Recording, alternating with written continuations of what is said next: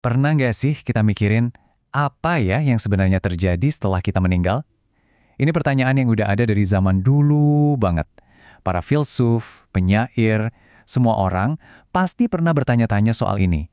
Sebuah misteri besar yang mau nggak mau menyentuh kita semua. Oke, jadi dalam pembahasan kali ini, kita akan coba bedah salah satu perspektif teologis tentang topik ini.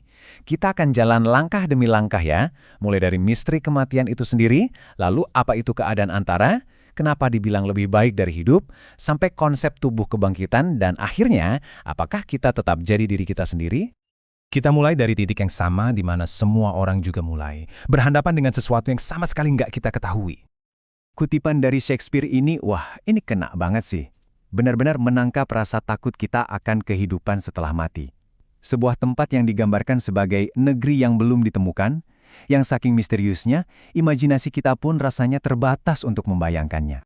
Tapi walaupun gambaran lengkapnya mungkin di luar jangkauan kita, menurut pandangan teologis yang kita bahas ini, Alkitab sebenarnya nggak diam-diam aja.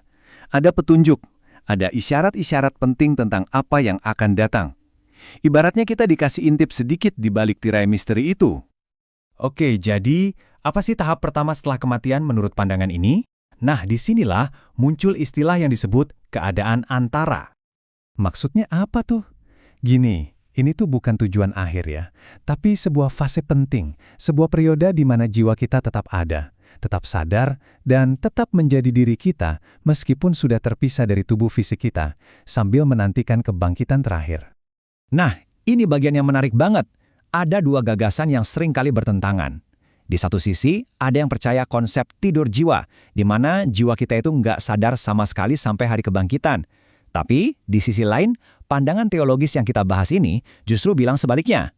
Jiwa kita itu dalam keadaan istirahat sadar. Artinya, kita tetap sadar sepenuhnya, tapi terbebas dari segala penderitaan dan kekacauan duniawi. Dan salah satu argumen terkuat untuk pandangan istirahat sadar ini datang dari perkataan Yesus kepada penjahat di kayu salib. Perhatikan kata-katanya, hari ini juga. Ini sering ditafsirkan sebagai bukti bahwa transisinya itu langsung dan sadar, bukan menunggu nanti-nanti. Oke, kalau jiwa kita sadar, terus gimana rasanya keadaan itu? Apakah menyenangkan? Menakutkan? Nah, menurut Rasul Paulus, jawabannya tuh jelas banget. Dia bilang, mati adalah keuntungan. Ini bukan sekedar perbaikan kecil-kecilan loh. Paulus bahkan bilang kalau pergi untuk bersama Kristus itu jauh lebih baik daripada tetap hidup di dunia ini. Tabel ini nunjukin kontrasnya secara gamblang. Hidup kita yang sekarang ini sifatnya sementara, sesaat, dan terikat sama hal-hal yang kelihatan. Sedangkan kehidupan setelah kematian itu digambarkan sebagai sesuatu yang kekal, penuh kemuliaan yang jauh lebih besar, dan berhubungan dengan hal-hal yang nggak terlihat. Tapi, keadaan antara itu belum selesai loh. Justru, itu adalah jembatan menuju harapan puncaknya, yaitu sebuah tubuh kebangkitan. Paulus pakai analogi yang keren banget buat ngejelasin ini. Dia bilang, tubuh kita sekarang ini kayak benih. Benih itu kan harus dikubur dulu, harus mati dulu di dalam tanah, baru setelah itu dia bisa tumbuh jadi tanaman baru yang jauh lebih indah dan megah. Coba dilihat, perbandingannya. Ini benar-benar kayak hitam dan putih. Semua keterbatasan tubuh kita yang sekarang, yang bisa rusak, yang hina, yang lemah, yang alamiah, semuanya akan digantikan oleh kebalikannya. Jadi, nggak bisa binasa, penuh kemuliaan, penuh kekuatan, dan menjadi tubuh rohaniah. Penting banget buat dicatat, tubuh rohaniah itu bukan berarti kita jadi arwah atau hantu tanpa wujud ya. Ini tetap tubuh fisik, tapi tubuh fisik yang sudah di-upgrade, yang sudah dimuliakan, dan beroperasi di dimensi eksistensi yang sama sekali baru, bebas dari batasan-batasan yang kita kenal sekarang. Mau contoh paling konkret? Lihat aja Yesus setelah kebangkitannya. Tubuhnya itu nyata, bisa makan, bisa disentuh, bahkan masih ada bekas lukanya. Tapi di saat yang sama, dia punya kemampuan baru yang luar biasa, kayak muncul tiba-tiba di ruangan terkunci atau menembus pintu. Itulah gambaran tubuh kebangkitan. Nah, semua ini ujung-ujungnya pasti nimbulin satu pertanyaan yang personal banget buat kita semua. Ya kan? Apa nanti aku tetap jadi aku? Apakah orang lain masih ngenalin aku? Ini pertanyaan yang wajar banget.